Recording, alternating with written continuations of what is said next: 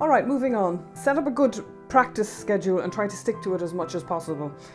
You want to establish a practice habit. It becomes something you just do every day or 5 days a week or whatever you can manage. So try to set it up so that it's linked with something else you do regularly. So for example, you practice after cleaning up after dinner, or you practice before breakfast, or you practice right after walking the dogs.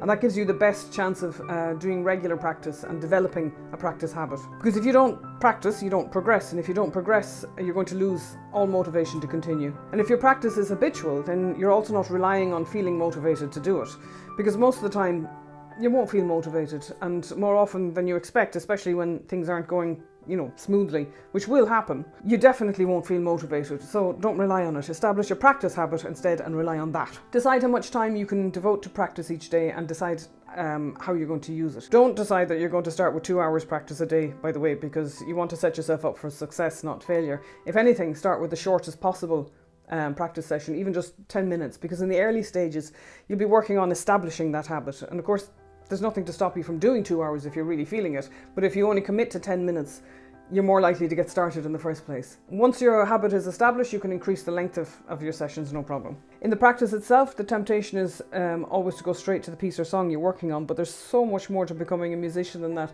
So you'll really want to include some technique and some sight reading too, and ideally that's what you'll start your practice with so that it gets done. Be honest with yourself about what you're not good at yet and make that a priority. So for example, if you're right at the start of learning to play, you'll want to spend time finding different keys on the piano so that you develop a strong sense of the geography of the keyboard. So you might pick a couple of notes and use those to improvise with, for example. You probably also need to spend lots of time learning to read rhythms and notes.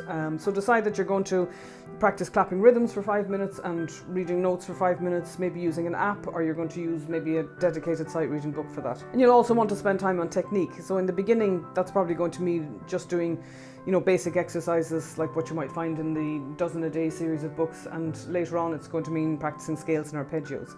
But please don't skip it. I know you want to get to the music, but think of it in terms of developing your skills so that when you meet challenges in your music, you're going to be prepared for them.